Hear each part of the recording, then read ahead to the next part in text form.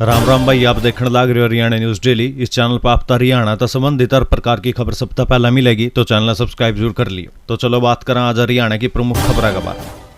Haryana CM के करनाल उपचुनाव के खिलाफ याचिका मंजूर, हाईकोर्ट ने चुनाव आयोग से मांगा जवाब। देखिए, हरियाणा की करनाल विधानसभा सीट पर होने वाला उपचुनाव पंजाब एंड हरियाणा हाईकोर्ट के दरवाजे पर दस्तक दे चुका है। अब इस मामले पर हाईकोर्ट ने चुनाव आयोग सहित अन्य प्रतिवादियों को 30 अप्रैल के लिए नोटिस जारी कर जवाब मांगा है। बता दें कि इस सीट पर 25 मई को वोटिंग होगी। वहीं पंचकूला निवासी रविंद्र ने एक जनहित याचिका दायर कर हरियाणा विधानसभा का कार्यकाल 1 साल से कम होने की दलील देते हुए चुनाव रद्द करने की मांग की थी। इस याचिका में बीते दिनों आए महाराष्ट्र के अकोला उपचुनाव को रद्द करने के मुंबई हाईकोर्ट की नागपुर बेंच के फैसले को आधार बनाया गया। आपको बता दें कि वहां पर भी विधानसभा कार्यकाल 1 वर्ष से कम होने के चलते उपचुनाव रद्द करने का आदेश जारी किया गया।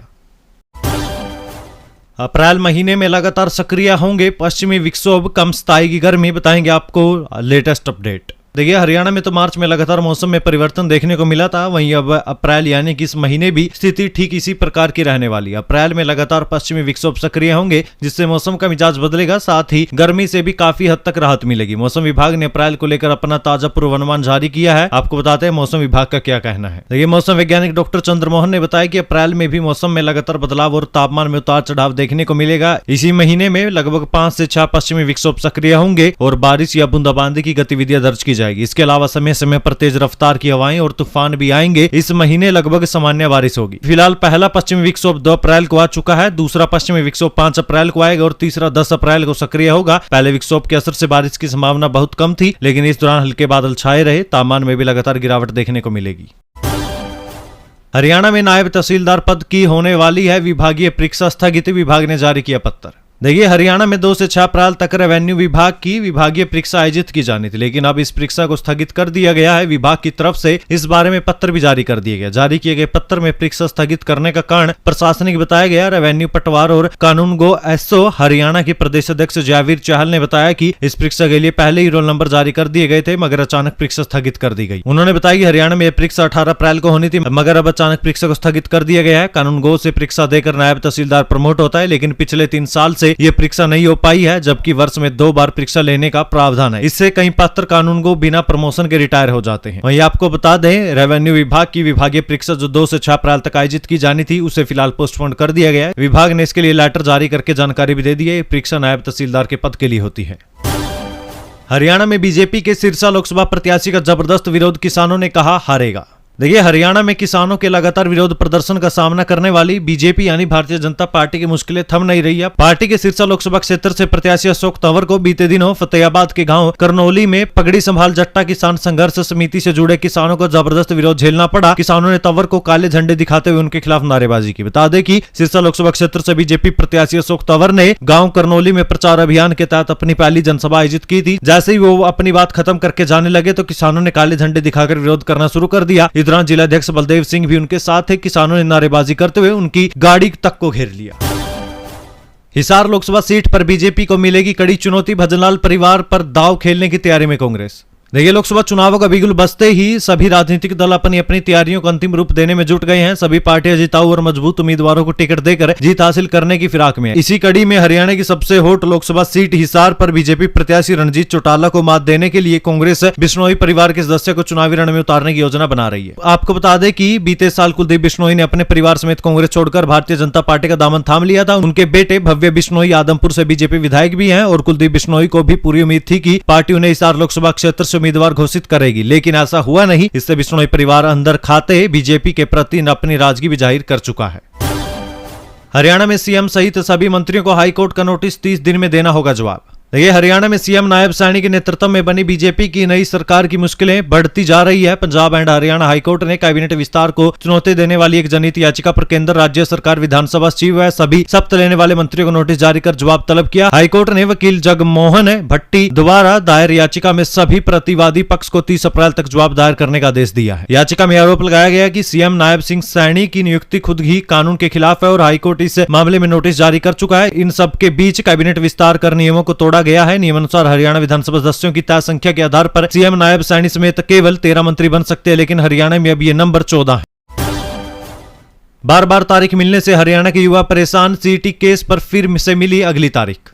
देखिए, Punjab and Haryana high court में ग्रुप सी की भर्ती को लेकर कल सुनवाई होनी थी। हरियाणा में लंबे समय से भर्ती अटकी हुई है। कल इस बारे में सुनवाई हुई और फिर से युवाओं को निराशा हाथ लगी। बता दें कि हरियाणा कर्मचारी चयन आयोग की तरफ से ग्रुप सी और डी के पदों पर भर्ती के लिए सामान्य पात्रता परीक्षा आयोजित करवाई गई थी। इस परीक्षा के आधार पर कोर्ट में सुनवाई हुई, मगर युवाओं को निराशा ही हाथ लगी है। हाईकोर्ट की तरफ से सोशियो इकोनॉमिक के 5 नंबरों पर फैसला दिया जा चुका है, मगर यह फैसला अभी तक रिजर्व है। अब इसके लिए अगली तारीख दे दी गई है। अब इस मामले की सुनवाई 22 अप्रैल को होगी। लगातार मिल रही तारीखों से युवा मानसिक तौर पर परेशान हो रहे हैं। बीते कई महीनों से इन भर्तियों को लेकर कोई भी फिलहाल फैसला नहीं हो पा रहा है।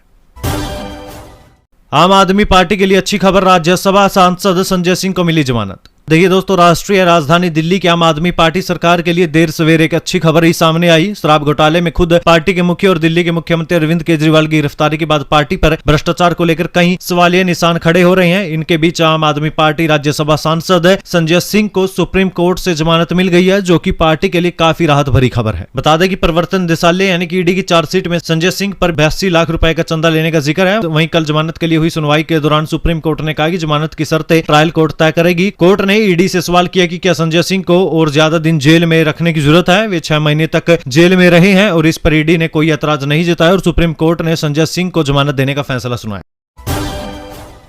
जल्द मंगल करेंगे मेष राशि में प्रवेश, इन राशियों के भर जाएंगे धन के भंडार। बताएंगे आपको ज्योतिष की क्या कहते हैं। देखिए, मंगल ग्रह को ज्योतिष शास्त्र में साहस, शौर्य, प्रॉपर्टी, क्रोध और वीरता का कारक ग्रह माना जाता है। मंगल ग्रह को ग्रहों के सेनापति के नाम से भी जाना जाता है। जल्दी मंगल अपनी चाल में परिवर्तन करने वाले हैं। इसका प्रभाव भी आपको सभी राशि के जातकों पर दिखाई देने वाला है। मंगल ग्रह 1 जून को अपनी स्वयं की राशि मेष में प्रवेश करने जा रहा है। इस दौरान 3 राशियां ऐसी होगी जिन्हें विशेष लाभ मिलने वाला है। आज की इस खबर में हम आपको उन्हीं भाग्यशाली राशियों के बारे में जानकारी देने वाले हैं। देखिए, जिन राशियों के बारे में हम बात करें उनमें 3 राशियां शामिल है। पहली राशि है मेष, दूसरी राशि है मकर और तीसरी राशि है सिंह। इन तीनों राशियों के जातकों की लॉटरी लगने वाली है। हर दिन नया रिकॉर्ड बना रही सोने की कीमतें, देखे 10 ग्राम सोने का ताजा भाव।